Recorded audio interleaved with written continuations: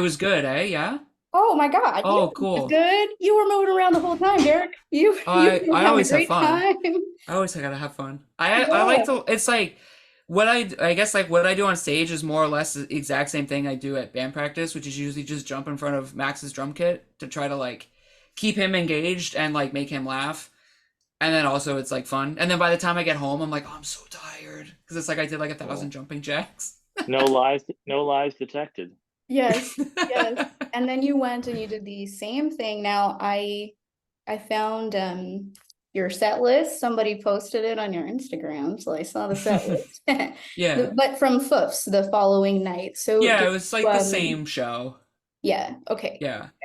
So yeah, same set. It was about yeah, an hour that went by very quickly. That's Maybe good. That's good to hear. It did go by quick. It kind of I funny, love like that. today, I was thinking to myself, I was like, I can't imagine ever having to play for half an hour now. That we get to like No, do these longer shows where I'm like, we could play like three songs, and it's like, that's it. well, that's the thing about being a like proggy tech death outfit, right? So, I guess, yeah. uh, We're so we're new to that term though, so we're still finding our footing. look, I have to sometimes use words, okay? This is what I'm here to do. I'm here to attempt to say what kind of a feeling it was, how great it was to be in that room, how No, it's great it was to great. hear the new album by surprise, to get that Oh yeah. laid on me last week and to have to try to listen to some of it before the show to be like, oh my God, what do I say? What do I say? That's Uh great. That's great. yeah, so I do have like some I'm gonna be really cognizant that you guys are probably gonna be up until like 11 p.m. tonight doing Zoom interviews and then for the rest of the You're week. the last one we have, Okay, okay. so you're So good. I got a cup of tea. You can chill. Okay. Um, I do want to talk to you a bit about the enduring spirit, which okay. And I have specific questions for both of you if we have time. I have some Fuck stupid yeah. little things that I want to ask you. Can't Um, wait. so first of all, what made you decide to do a surprise in your face release that just dropped 3 days after you announced it? What tell me about that because that was like a brick landing in many people's laps and what I I feel like even just that statement sort of sums up I think why we wanted to do it. I think we thought it'd be kind of funny, maybe. I don't know. What do you think, Payson? I wanted to do it because I thought our last album cycle was too long, and I find album cycles in general often too long. I understand it's like um, usually necessary as far as like to hype the record up to sell a bunch of records, and it was just for Planetary. It was tough because it was only 7 songs. Two of them had already been heard on a cassette that we had released ourselves, so it was a different version, albeit on the LP. But by the time the record came out, there was I think 3 songs that hadn't been heard, or maybe even just two. And I was like, not, I wasn't bitter or frustrated, but I know some people's response was like, "Oh, I had pretty much heard the record already. We finished this one." I was like, "Wouldn't it be great if we could just like release one single and put it out like a week later?" And Dave is like, "What if we release no singles and put it out 4 days later?" And he runs 20 bucks spin, and I was like, "Absolutely." okay. Yes. Not to mention, like we have enough of a following now that it's like a surprise album would actually matter. So, you have these dreams as a band of the things you'd like to do, uh, and you could release a surprise album every week for your bedroom record thing. No one's going to give a shit. But it Yeah. was really kind of enticing to be like, well, we could drop this and people would actually flip out and be like, holy shit. Especially after years of like, oh, they're not a band anymore, or oh, I don't think they're gonna make any more music, or they're, what are they all doing side projects? And it's like, oh, this will be great.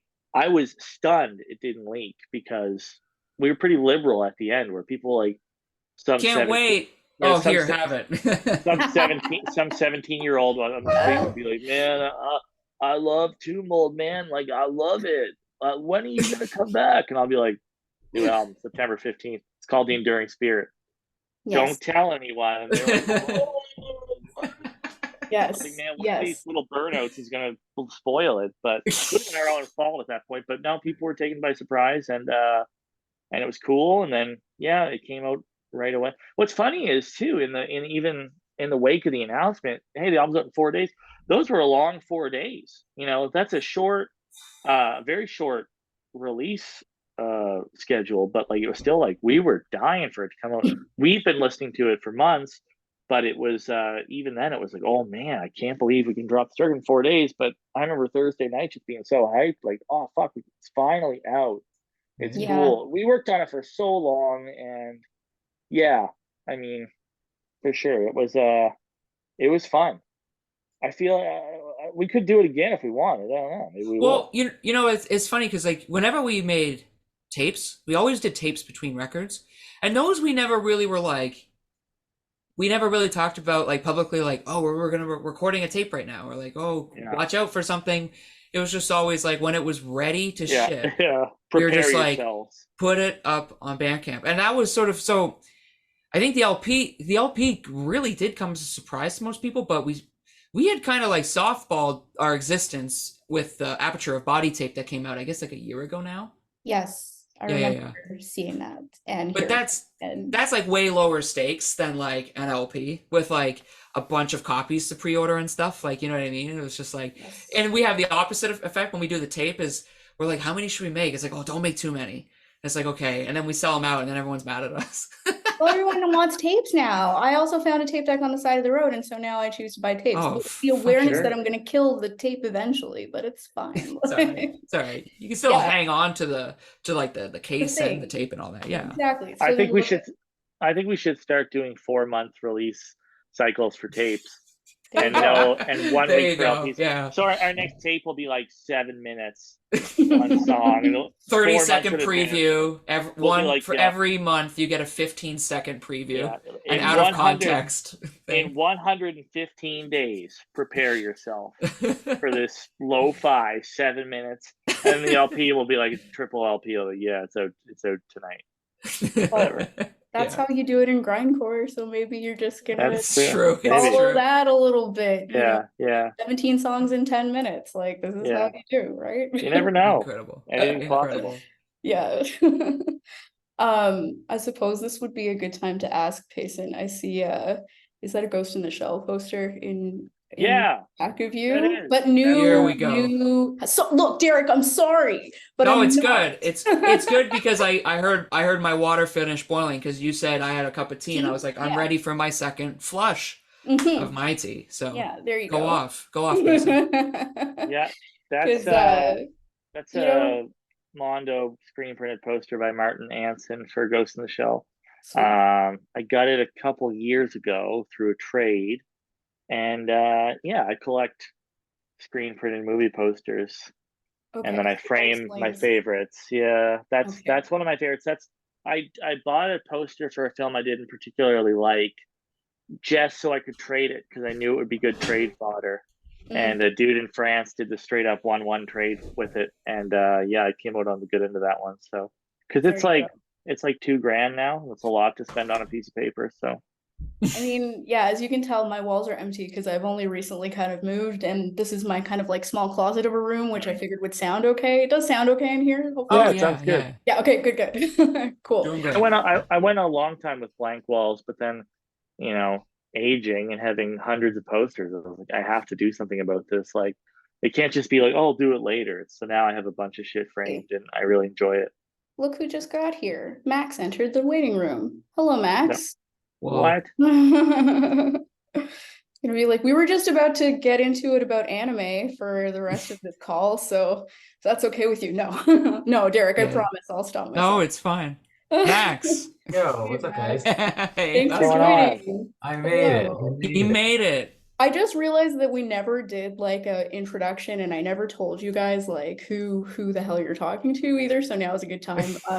Yeah. So I am Danielle, or I go by Danny. Just because it's easier, to say. And yeah. So I write for a Canadian blog called Hellbound, and we've been around for something like 10 years. We rose from the ashes of Unrestrained magazine back when it was print. And yeah, so that's where I'm coming from. And because we talked about planetary clairvoyance for like 2 seconds, I'll tell you that when it did come out, and I did have the time with it and I listened to it. And just because, you know, like we were saying, it's kind of tough when something is potentially out there in the world before it actually drops. I love that album so much. I wrote something so nice that I took flack from friends who like play guitar in other bands and stuff, who were like upset about how nice I was about this. I'm like, this album is something. I'm like, you can just lay there and just like listen to this and like bliss out. And he was like, you were too kind. I'm like, shut up. Are you mad? Get over yourself. So yeah, so That's Max, sick. we were talking a little bit about the show at Lee's Palace, and you know, I wanted to congratulate you on the full room, and the following night at Foufounes looks like it was just as good. So yeah, I'm you're probably feeling on top of the world right now with all of this stuff kind of, you know, fresh. Yeah, how was your weekend? How do you feel? Max, go ahead. Oh, okay. Sorry.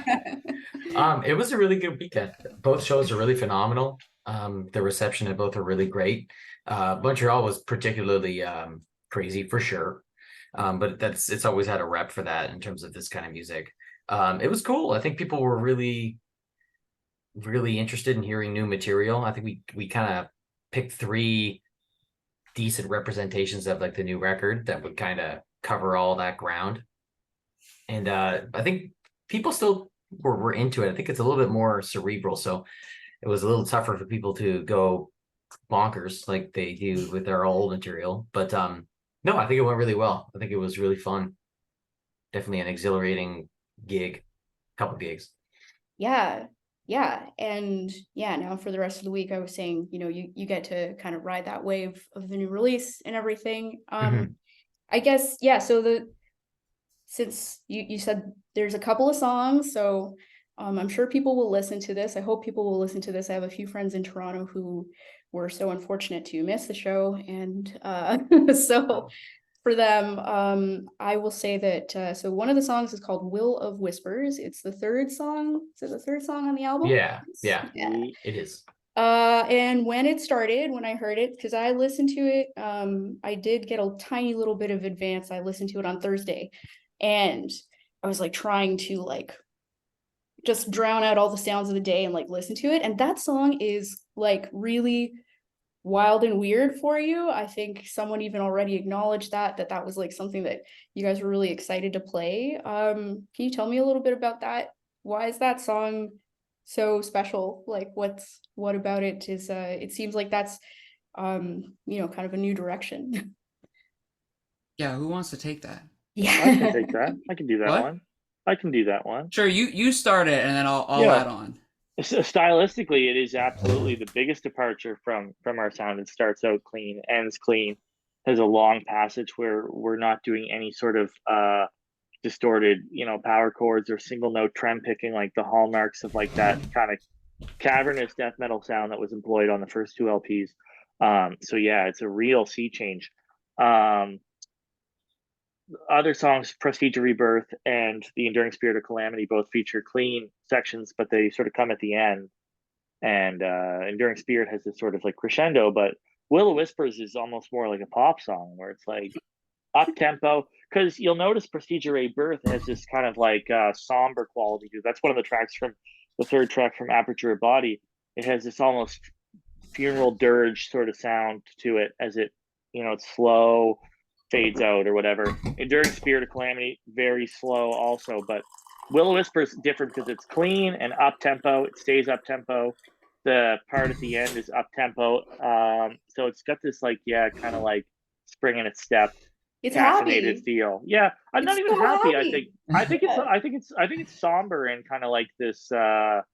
It's like somber jogging music. Like there's something It's to it that's definitely kind of hurried in pace. it's melancholic though. I think at its core, I do. But I guess that's completely subjective as well, right? So, but yeah, that's the biggest tonal style change, and those are kind of like a risk on you know a record. There's plenty of bands that have done an LP of 12 songs and they'll do one weird one. It ends up being the Black Sheep and people don't love it or whatever. But the response to this one has been super good. People really like the song. Everybody who got back to us about an advanced copy or whatever, anyone who we played it for early was like, yo, that's the song. My buddy, I sent it to him. My best friend for a long time. I was like, "What do you think of the record?" He's like, "Man, I'm stuck on the third track. Like, I've just listened to it like 10 times. Like, I'll finish the record tomorrow." So, pretty much unanimous that people really love that song. So I think that's great. But it's in the same wheelhouse as the other ones. It's not too divorced from the other sounds. So, yeah, it's cool and it's really fun to play. We knew it would be. We knew we wanted to play it pretty early on. I think so. We enjoy playing it together, and we play off each other in that one. There's different parts that intertwine. The clean guitar really makes that apparent, and but it still brings the heavy parts. So yeah, it sort of has it all, I think. It's it's also like where it happens in the record. Like if you hear the record just from the start, you get these first two songs that are just crazy, like psychotic riff after riff after riff, and then so you get a hard stop, and then you get Max's like dun, dun, dun, dun, dun, dun, and then just these clean guitars come in, and you're like, whoa, like it's like a wave, you know what I mean? It's awesome. I do know what you And mean. That's totally yeah, what Max is gonna say something too, and I feel like Max, did you yeah, lose yeah.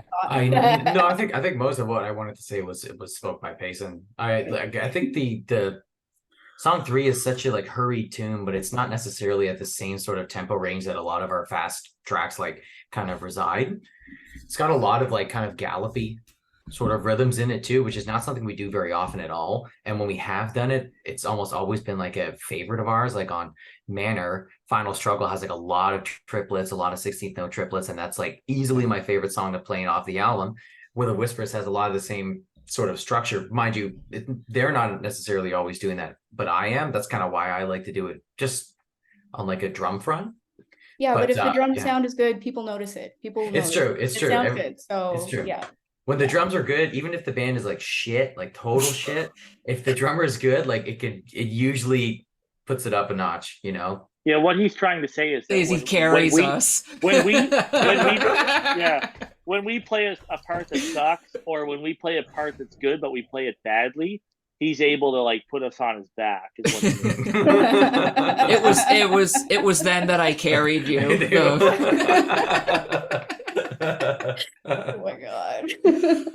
And that song was fun to write because I remember when I originally pitched it to Payson and Max, when that second clean break comes in later in the song, that wasn't there originally. And then I think as we started working on it, I kind of felt like this like could use more. And then I was like, let's just try this idea. That part we all really worked out together, like the ending. Like coming into that second clean part, going back into the heavy, and then back into the clean. Yeah, initially it was just clean, and then like it was that clean thing, and then we figured out to build it back up, and then that's where I put that little solo, and then it worked with the vocals, and then to go right back into the clean part. I think that part's super fun to play live because we can pull it off really well. Some parts are hard when you have like a delay trail or a reverb trail. You want to hold a note, but I don't want to leave Derrick on an island at the end of a solo, and he doesn't want to do that with me either. So we want to get back in there. But in that part, I'm able to hold a note and switch back to the clean channel and go right back to what I'm doing seamlessly, and it feels really good. Because typically you have to like hold it. And I'm like, all right, Derrick, you're by yourself for 5 seconds, or vice versa. But no, we get right back into it, and yeah, it's awesome. Yeah. Even working that song out, like when we would practice and stuff, as we started getting it better and better, it was just like, oh my god, this is really good. And then I guess like the first time I remember we were playing when we're all playing together in the clean part, and then it's just you, Payson, playing like the and then Max starts doing that stuff on a snare drum, and it was like, oh fuck, like you have to do that. Yeah, that was sick. Yeah. Every time we played it, it got a bit better, and it was just like, yo, this is sick. That's the most best thing about the writing process. I love to hear that. I love the gelling. I don't want to be unfair to those first two tracks because I made a note to myself earlier to talk about how like at 4 minutes and 40 seconds was like the drop that really did it for me. Like it was that, and I always start albums from the beginning. I listen from the very beginning. I love the first track. But the like real moment was during that song Angelic Fabrications, which I don't think I got to hear. No, that was not on the set list, notably. No. So yeah, that's okay. Maybe the day will come. Maybe I'm sure. It's a great tune. That song's an ass kicker and stuff. That song's an ass kicker for sure. It's kind of like, yes, we tuned up a little, and yes, there's some clean parts on the record, but like that Flesh's Armor and Angelic Fabrications are two of the hardest songs we've ever had. Like they really bring it They're they're fast. The parts are crazy. The drums are fucking insane. The vocals are relentless. Arthur went to town on those songs with like the effects. There's a really cool vocal swirl in one of them. Like it's pretty wild shit. And I like that because it establishes a bit of a precedent because you don't want it. Like it's nice that people can't pigeonhole it as like, oh, the Tumult record is too different. It's too soft. It's like, no, it's different, but it's still just as hard. I Still think it's wilder. harder in a way. Yeah, it's crazy. It is. People Yeah. confuse progginess with not going hard. Okay, like don't worry. Known I fact. heard oh my gosh, I just realized that now that you're all here, I get to ask you each the questions I had for you. Sorry. Sick. Sorry, that was a Wow. really creepy one. I think I need to sit back and tone it down a little. I'm getting too excited. Okay. So all right, so just so I don't like completely get in and start dorking out about every single track on the new album, because that's what everybody else is probably going to do with you this week. I want to be aware. I don't of, know. like, Some No? interviewers are kind of vague. Who knows? Yeah. Don't be Did you, just ask bro, the did you even questions. listen to Okay. the endurance? Okay, so 1, 2, 3 of you are here. This is a good play. This is a good segue, I think. My post-it note segue. I wrote on this post-it, I said, who is Kevin? Because Kevin was your favorite.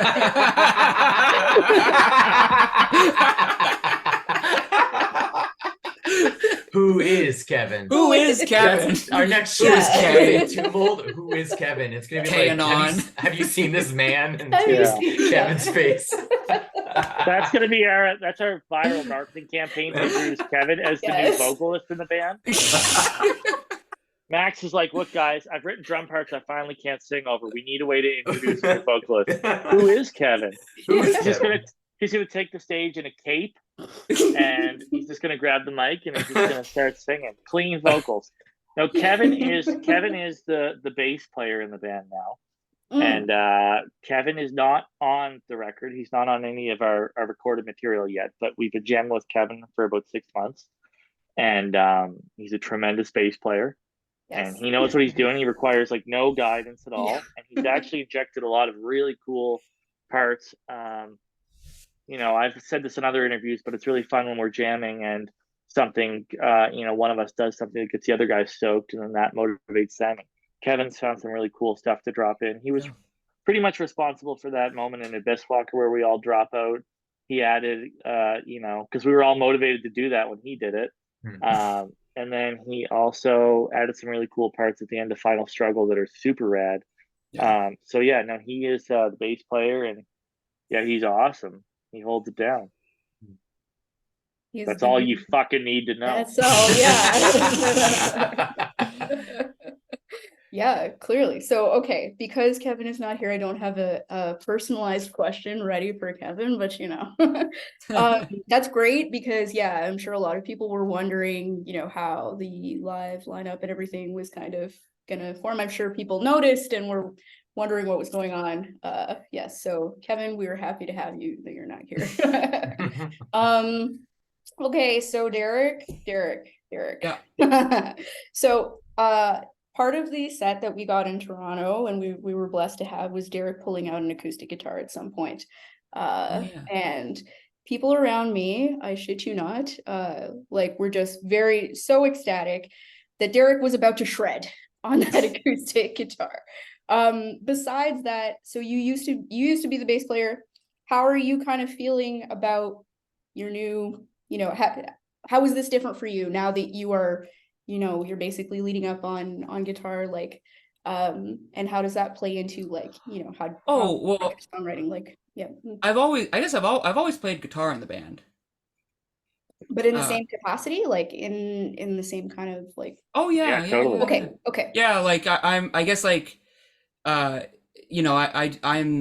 the initial songwriter of the band. I bring the song ideas to the table and everything, and then we work them out as a band.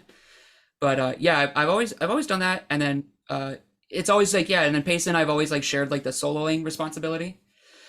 But on the last couple records, we had a different bass player. On this record, I played bass as well as my guitar parts.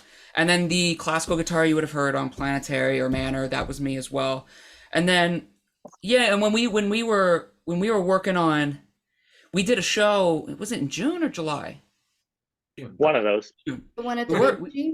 Yeah, the Baby G show, and we were gonna play Manner of Infinite Forms in its entirety, and that record had classical guitar on it, and we kind of kicked the tires on me playing the little beginning at the song, and I didn't want to because I was just like, it's a tight show, it's a small stage, like I didn't want to bust it out.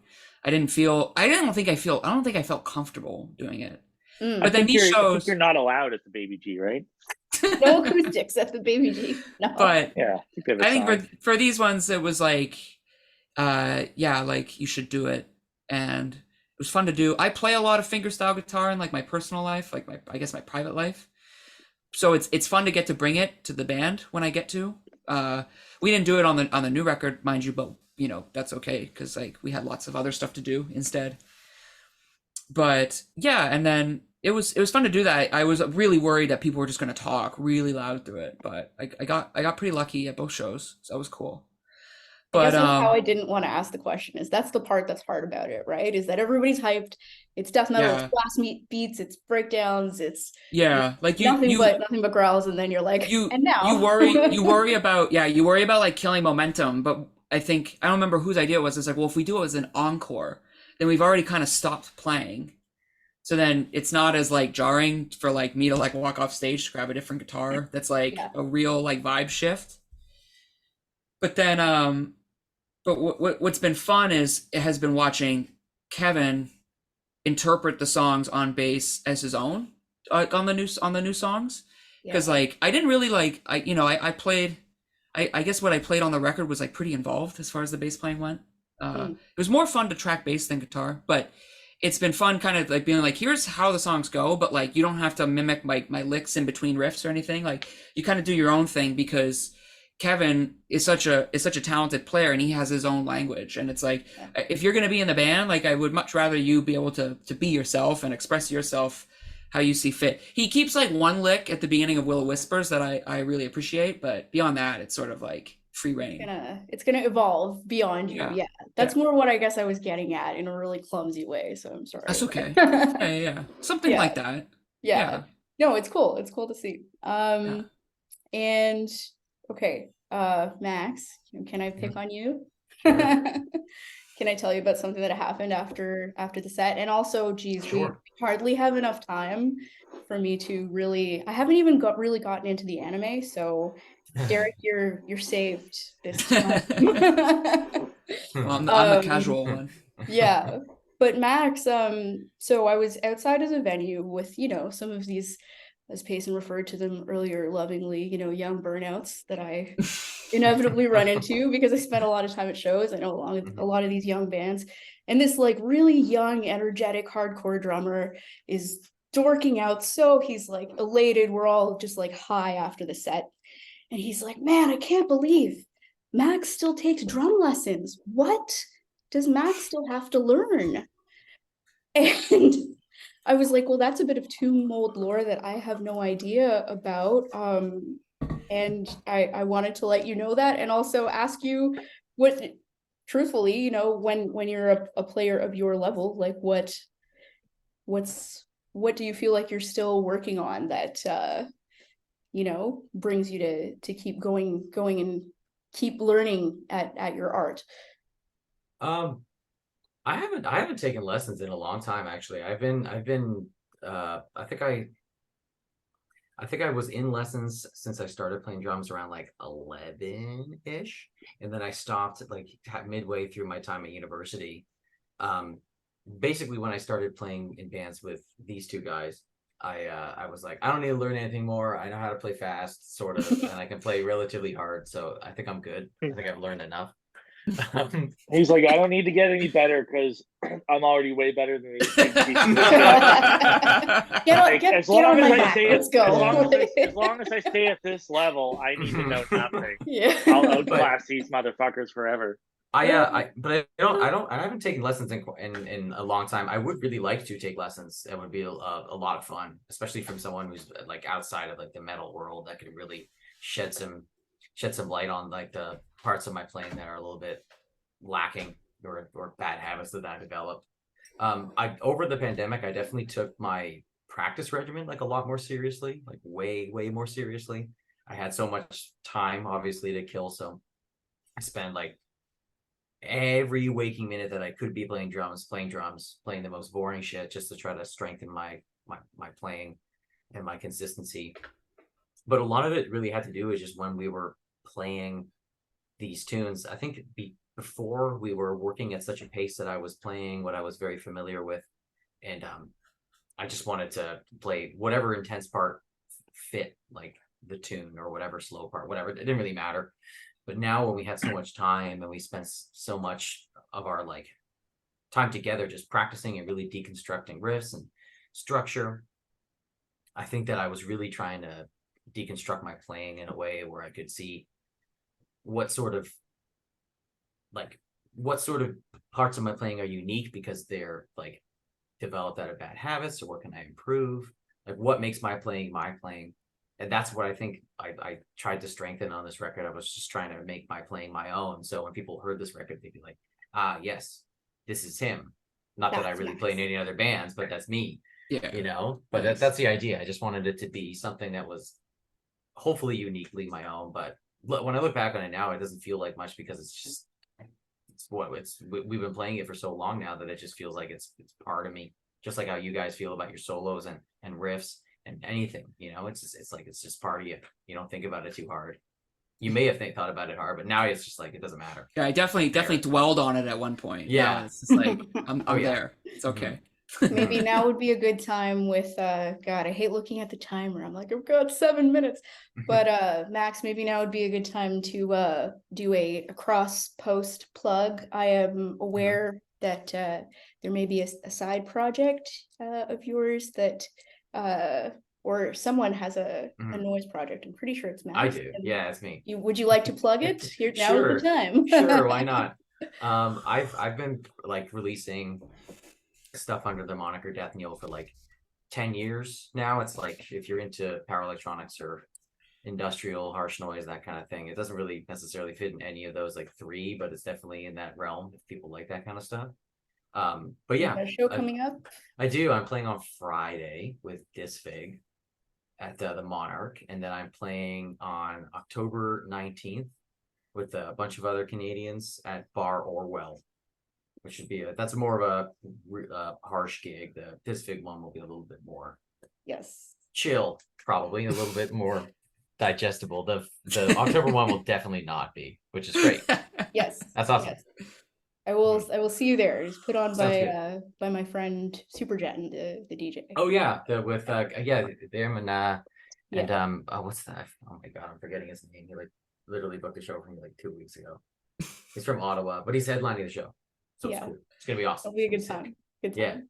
Yeah, because like anything, you know, side projects, noise projects, everything. It's always like everybody always wants to, I don't know, at least I always want to hear everything that I can. So I'm like it's always a wild world out there. Yeah, absolutely. Yeah. So Payson. About the anime thing, because now I can't. I said Derrick, I know. Don't worry. So Derrick's one of us. He likes this garbage. Okay. Who is it who likes Ray Earth? Who likes Ray Earth? That's me. I'm a huge Ray Earth fan. Whoa, okay. I thought it was gonna be Payson because Payson's got the Ghost in the Shell posters and stuff. Yeah. No, Ray Earth's like, you know, the kind of like weird fluffy fantasy thing, and you know, everything else is sort of like hard sci-fi and mecha. And I was gonna say about Kevin, really what would happen is he wouldn't come out in a cape, he'd come out in like, you know, a mech suit. True. Yeah, like an exoskeleton. That'd be sick. There you go. What do you think we're doing? Yeah, what do you think we're doing with the money we made? We're gonna build them. We're gonna build them stronger. $6 million cash. We can rebuild them. $6 million Kev. Yeah. Oh my god. I can't wait to see his face when he hears this. I'm sorry, Kevin. I'm sorry. Poor Kevin. Yeah. And Jen was also the person who couldn't make it to the show, so that puts to circle back to that. So, but Payson, I guess then, because I've cheated myself out of that question in a way, do you have like a top anime film, feature-length film? Oh, yes. Yeah, I'm pretty basic. Perfect Blue. It's my favorite. Perfect Blue's the one? Probably my favorite animated film. Period. Yeah. Perfect Blue is, one of my favorite movies. It feels like I like it because I wish Hitchcock had been alive to see it because it feels so much like his like 70s work in a way. Like Yeah. I'm not a big fan of his last film, Family Plot, but Frenzy is a Hitchcock movie from I think it's 1972. And I love that. And there's elements of that there. Like I can just feel like it was the natural progression for he would have ended up somewhere like that. Yeah. Satoshi Kon also taken from us way too soon. He was 46. Millennium Actress, fucking Yes. insane. Yeah. Perfect Blue, God tier. Tokyo Godfathers, amazing. And then Paprika, which is like, I think I watched Paprika 4 times and I was like, I understand. Yeah. I still don't know if I do though, but like you can see, I know Aronofsky bit Perfect Blue pretty hard in both Requiem for a Dream and Black Swan. I could not believe when I saw Black Swan. I was like, this is fucking Perfect Blue. Like, Yeah. and he owns the rights to the film, I think, actually, because he wanted to avoid. He lifts the scene from Perfect Blue when Jennifer Connelly screams underwater in Requiem. So that's weird. And then yeah, and also like I like the big hits like Akira and stuff. Like you just can't fuck with them. They're perfect movies. But Yeah. I'm also a big fucking fan of Kimi no Na wa, Your Name.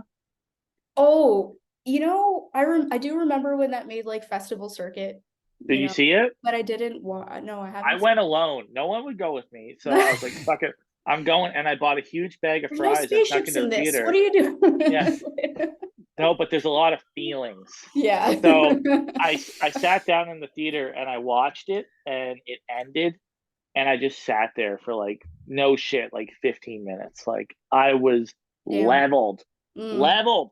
And then I watched his other films, and I watched some other really sad ones. 5 centimeters per second is also great. But man, Your Name kicked my ass. Like I watched it again. The acoustic guitar of full-length anime films. Like the hard solo, Yeah, I was nuked by it. I went a long time without watching it again because I didn't want it to not hit like it did the first time. So it's probably a movie I'll watch like 3 or 4 times ever because I don't want to like use it up.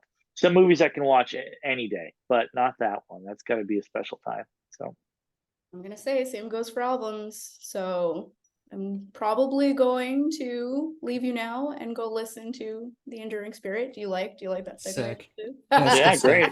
Good stuff. It's not too late yet. It's gonna get too late at night for me to listen to it, probably at about like 9:30, because at that point I'm gonna have to put on like dungeon synth, doom metal, calm down and go to bed, This is not so that's as far as I've gotten in my professional review so far, you guys. Is don't try to listen to this late at night. It's gonna kill you up like a shot of espresso.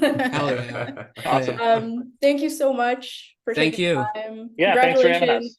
Kick ass. Thank you. Death metal. Cheers. Thank you. All right. Have a good night. You too. Bye. Bye bye.